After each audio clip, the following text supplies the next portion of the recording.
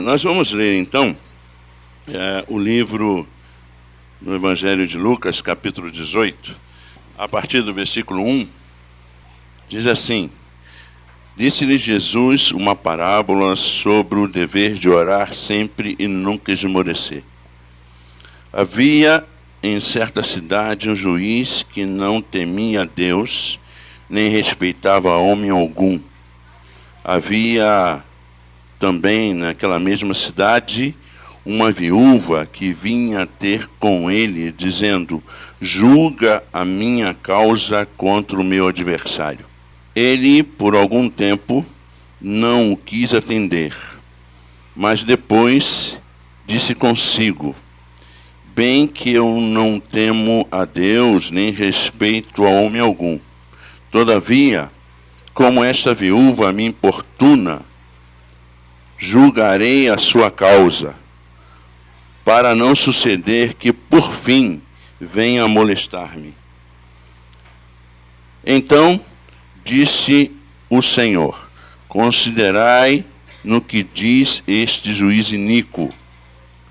Não fará Deus justiça aos seus escolhidos, que a Ele clamam dia e noite, embora pareça demorado em defendê-los? Digo-vos que depressa lhes fará justiça. Não sei se vocês já ouviram falar, e eu tenho certeza que alguns já ouviram falar, de Dietrich Bonhoeffer. Dietrich Bonhoeffer era um pastor na Alemanha, e Dietrich Bonhoeffer começa no período do nazismo. Ele, juntamente com alguns outros irmãos, cria uma igreja chamada Igreja Confessante. E Dietrich Bonhoeffer tinha, dentre vários amigos, um amigo chamado Martin Niemöller. E o Martin, ele na verdade não acreditava muito como acreditava Dietrich, de que o nazismo era uma coisa muito ruim, ou que Hitler era uma pessoa má. E ele até manda um cartão de felicitações para Hitler, porque ele era o Führer, ele era o líder naquele momento. E aí, certa vez, Martin Niemöller foi preso e se tornou o presidiário adotado pelo próprio Hitler, e ficou 8 anos preso. Enquanto ele estava preso, depois ele escreveu um texto, escreveu um livro, contando da sua experiência. Mas aí ele disse uma frase, algumas frases que me chamaram a atenção. Ele disse assim: primeiro vieram atrás dos socialistas, e nada falei, pois eu não era socialista. Depois vieram atrás dos sindicalistas, e nada falei, pois eu não era sindicalista. Depois vieram atrás dos judeus, eu nada falei, porque eu não era judeu. Então eles vieram atrás de mim, e não havia ninguém para falar por mim. Eu olho esse texto aqui, eu fico pensando na possibilidade, justamente do momento em que nós estamos vivendo, de nós anexarmos a nossa vida espiritual com a nossa luta por direitos. É claro que a gente sempre fala isso, a teologia da missão integral fala isso, mas eu olho esse texto, e todas as vezes que eu olhei esse texto, eu sei que esse texto fala de oração, mas ao mesmo tempo fala de oração e fala por uma busca de justiça. Isso me chama a atenção nesse texto. Vocês estão vivendo, nós estamos vivendo uma situação nesse país onde estamos percebendo uma igreja evangélica totalmente cooptada, sendo até elogiada por quem tem a proposta de opressão, sobretudo para os mais pobres neste país. E a gente então olha esse texto e percebe que a gente tem que continuar lutando pelos nossos direitos e com extrema persistência, e fazer da oração também uma ferramenta para a busca de direitos. A gente olha o texto, Jesus Cristo então começa falando que havia na cidade um juiz que tinha uma característica. Ele não temia Deus, nem respeitava homem algum. E é interessante, porque quando ele começa isto falando, eu pensei em 2 Crônicas, capítulo 19, 4 e 6, onde Josafá mostra as características dos juízes. Josafá começa montando as características de um bom juiz. E um bom juiz tinha que estar atento às causas dos mais pobres, sobretudo os 4 grupos vulneráveis que a Bíblia defende, que Deus defende, que são os pobres, os estrangeiros, os órfãos e as viúvas. Esses 4 grupos no Velho Testamento e também no Novo Testamento são objeto de ação de Deus e de orientação do próprio Deus para os seus servos, para cuidarem deste grupo. E as viúvas estão também inseridas neste grupo frágil, um grupo de inocente, um grupo que precisa da ajuda constante. Capítulo 10 de Isaías, versículo 1 e versículo 2, é interessante que Isaías começa a falar para os juízes: ai de vós que decretam leis injustas, ai de vós. Eu fico pensando na minha nação, no Brasil, ai daqueles que têm o poder e que utilizam deste poder para humilhar, para produzir políticas de morte neste país. Produzir políticas de morte. Este juiz não temia Deus. Ele não sentia vergonha nenhuma. Essa é a ideia que está esse texto. Ele não tinha vergonha nenhuma pelas coisas que ele fazia, ou pela indiferença dele para com Deus. Ele também não sentia vergonha nenhuma diante dos homens pela maneira como ele se comportava. E essa mulher, então, continuava insistindo. Fazia, então, parte, como disse, desse grupo de vulneráveis. Êxodo, capítulo 22, versículos 22 e 23. Deuteronômio, capítulo 10.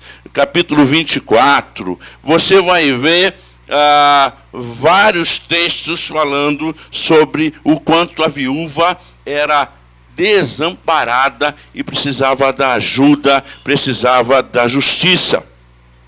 Isaías 1,17 conclama os governantes e o povo a intercederem pelas viúvas. Então esse é o quadro.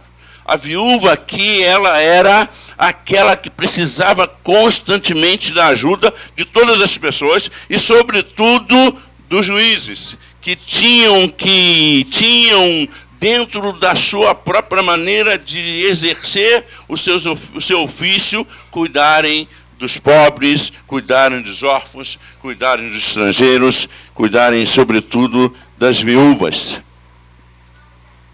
E aí, quando eu olho isso aqui, particularmente, eu fico pensando, eu gosto de pensar a Bíblia focada na minha realidade. E aqui eu não estou fazendo de forma alguma esse lugar aqui, palanque, até porque não é palanque, graças a Deus, estamos no mesmo nível aqui, de palanque político. Mas essa reforma da Previdência é um assinte, é uma covardia às viúvas deste país. Uma covardia. Esta reforma da Previdência, do jeito que está sendo proposta, é para atingir frontalmente as pessoas mais pobres. A minha mãe, ela tem 2 aposentadorias. Oh, caramba, 2 aposentadorias. Salário mínimo, aquela coisa. Dela e do meu pai, que faleceu. E aí essa reforma vai fazer com que ela perca 50% de uma delas. Mas ela gasta quase uma inteira só de remédios, porque ela tem Alzheimer, tem 87 anos e precisa muito desse dinheiro. Ela é uma das viúvas que vão ser atingidas frontalmente com esta reforma. Mas, infelizmente, a gente percebe pessoas que estão por trás destas situações, como este juiz, gente que, embora use o nome de Deus, não tem temor nenhum a Deus, não consegue amar as pessoas. E isso é algo que a gente precisa orar, interceder, como essa viúva fez. Senhor, eu quero, sim, me atenda o meu pedido. Talvez a oração aqui é algo extremamente importante para a nossa luta. Precisamos interceder, clamar ao Senhor, não pedindo bênçãos. Não pedindo bênçãos. Tem gente que está obesa de tanto pedir bênção ao Senhor. Pede bênção para individual, pedem bênção para a família o tempo todo, mas a gente não consegue orar pedindo bênção do direito nessa nação. Nós precisamos sim fazer com que essas pessoas vulneráveis tenham os seus direitos atendidos e que aqueles que estão no poder possam ter uma visão completamente diferente e possam se converter com amor profundo por aquelas pessoas que estão sofrendo. Aí a Bíblia diz então, aquela viúva insistia, julga a minha causa contra o meu adversário, que possivelmente era uma causa monetária. Ele, por algum tempo, não a quis atender, mas depois disse consigo, bem que eu não temo a Deus, nem respeito a homem algum. Bem que eu me conheço, sei quem sou totalmente indiferente. Todavia, se eu não ajudar essa mulher, ela vai me importunar, e também a minha reputação não vai ficar boa. Então, ele começa a pensar diferente. Ser molestado aqui é ter a sua reputação manchada. Ele não estava preocupado com ela, estava preocupado consigo mesmo. Mas aquela mulher continuava lutando constantemente para que o seu direito fosse adquirido. E aí Jesus Cristo continua. Não fará Deus justiça aos seus escolhidos, que a Ele clamam dia e noite, embora pareça demorado em defendê-los? Digo-vos que depressa lhes fará justiça. Quero pedir aos irmãos que orem muito por esse país, orem muito pelas pessoas pobres, clamem pelas pessoas que estão nas comunidades, sendo muitas vezes objetos de todo tipo de violência.